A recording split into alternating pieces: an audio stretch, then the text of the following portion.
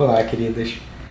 Hoje a gente não vai falar de cirurgia especialmente, mas eu vou falar de uma pergunta que todas vocês fazem a mim sempre.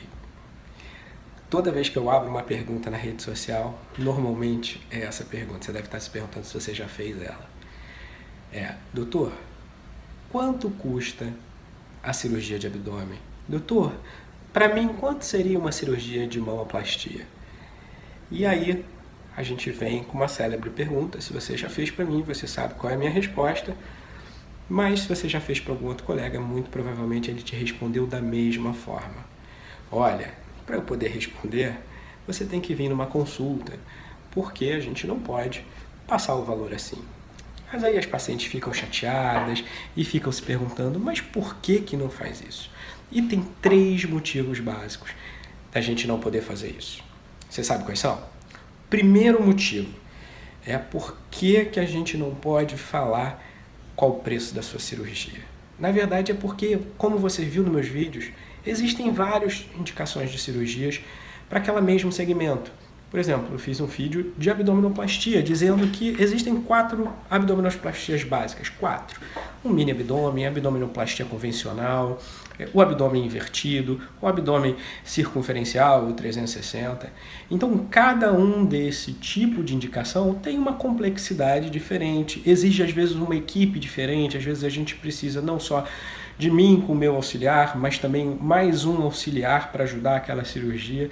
Então isso tudo acaba influenciando. O anestesista às vezes precisa mudar o plano anestésico, o tempo cirúrgico de uma é muito maior do que a outra, o que acaba fazendo com que alguns hospitais cobrem preços diferentes para os diferentes tipos de cirurgia. Então, por exemplo, o valor de um mini abdômen para um hospital é diferente do valor para uma abdominoplastia clássica para aquele mesmo hospital, porque exige uma quantidade de material maior, exige um tempo de centro cirúrgico maior ocupando aquilo, e isso acaba gerando um custo maior para aquele hospital. Então, existem valores diferentes para aquela cirurgia. Outra coisa é que a gente não pode, sem conhecer a paciente, indicar uma cirurgia. Não é a paciente que indica. A paciente pode achar, eu preciso de um abdômen, eu preciso de um silicone. Mas será que a paciente tem toda essa razão? Na verdade, a gente pode concordar com a paciente ou também indicar, olha, no seu caso, eu sei que às vezes você não quer uma cicatriz, etc., mas vai ficar melhor para você se for fazer essa cirurgia ou aquela cirurgia, e com isso a gente tem abordagens diferentes para um mesmo tipo de cirurgia. Às vezes uma colocação de prótese pode ser muito mais complexa sem precisar tirar pele numa paciente do que outra. Então isso leva também a uma complexidade da cirurgia, um tempo maior, e com isso pode ter valores diferenciados. Outra coisa é o valor não ser divulgado para não estimular um comércio, porque quando a paciente vem, ou uma futura paciente, uma pretendente a paciente, e vai e pergunta, doutor, quanto você está cobrando um abdômen? Qual é a sua tabela? E aí ela, ok, custa X, aí ela vai pegar o telefone, vai ligar para o outro cirurgião, doutor, qual é o seu preço? Seu preço é Y, e vai ligar para o outro, e essa paciente vai escolher o médico em relação ao preço dele. E isso é muito complicado, porque aí às vezes a gente pode estar entrando naquelas pacientes que procuram mais barato, e às vezes nem sempre o barato é o melhor.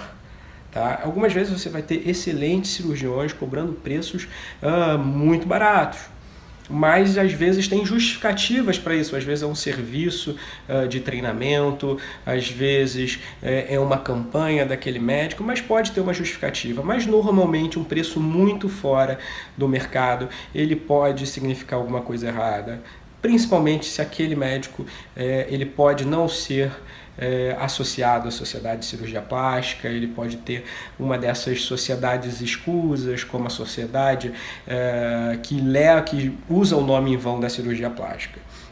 Eu ainda vou fazer um vídeo explicando direitinho como é que funciona esse treinamento para o cirurgião plástico, para a gente poder hoje chegar e falar que eu sou cirurgião plástico, membro especialista da Sociedade Brasileira de Cirurgia Plástica. Existe toda uma história por trás disso. Na verdade, não é um curso de final de semana que eu fiz para poder levar isso. Isso vai fazer com que, claro, a gente tenha alguns valores, às vezes uma média de valor um pouco mais alto do que uma pessoa que não é especializada. E eu digo para você, às vezes esses valores podem aumentar muito se você fizer uma cirurgia e depois você precisar uma revisão, por exemplo, e você precisar essa revisão com um outro colega, e aí esse colega, ele com certeza vai cobrar um valor muito maior do que você pagaria normalmente numa cirurgia inicial. Então pensa nisso. Também essa criação de um mercado pelo valor, o mais importante, na verdade, é a criação de uma relação que a gente chama de relação médico-paciente. É a confiança que o médico gera em você e que você está fazendo a cirurgia porque você confia nele, porque você vai estar entregando a sua vida, você vai estar entregando a responsabilidade da sua família, se você tiver filhos, etc. Toda aquela sua responsabilidade, a sua história que está atrás, você está entregando na mão daquele médico. Então é importante você ter confiança, você ter boas indicações, você saber da formação desse médico, desse colega. Tá? Então isso é extremamente importante. E não é ligando e sabendo que se ele cobra o valor mais barato para você ir na consulta, como você vai escolher seu médico. Então isso é outra coisa para se pensar. E a terceira coisa, que não é mais ou menos importante, é que é proibido por nós médicos divulgarmos nossos preços em redes sociais ou através de e-mail, etc. Por que que é isso? A Sociedade Brasileira de Cirurgia Plástica, os conselhos regionais de medicina, os conselhos federais, eles impedem o médico, inclusive eles podem, se o médico fizer isso, ele pode sofrer sanções, ele pode sofrer punições dos conselhos, até, às vezes, se for de repetição, até o afastamento, cassação do direito de ser médico, exatamente para não estimular aqueles outros dois motivos, para não estimular o mercado competindo pelo preço e não gerando essa confiança, e também a busca do paciente pelo preço mais barato e sem muitas responsabilidades. E aí acaba também gerando um mercado onde às vezes a segurança do paciente ou a qualificação do médico não seja tão importante quanto o valor que vai ser cobrado. Então é proibido para a gente, pelos conselhos, como podendo sofrer até punições, quando isso acontece, quando a gente divulga na rede social os valores. O que você vai ver muito são clínicas divulgando os valores, mas essas clínicas elas normalmente não têm muitas responsabilidades em relação ao próprio médico, tá?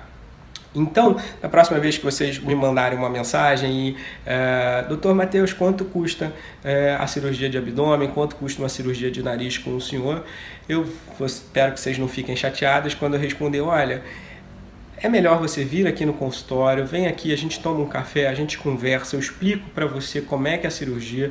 Eu tenho, graças a Deus, uma boa relação com os pacientes e com isso eu consigo conversar, tentar explicar, tentar sanar as dúvidas para criar essa relação de confiança quando você pretende operar comigo e com isso a gente criar essa relação de segurança, de tentar ser o mais responsável possível em relação à vida das minhas pacientes. Tá? Espero que então entendam que eu não vou poder falar o valor, não vou poder falar o preço da cirurgia e aí que você vai ter que vir aqui, infelizmente, me conhecer. Tá?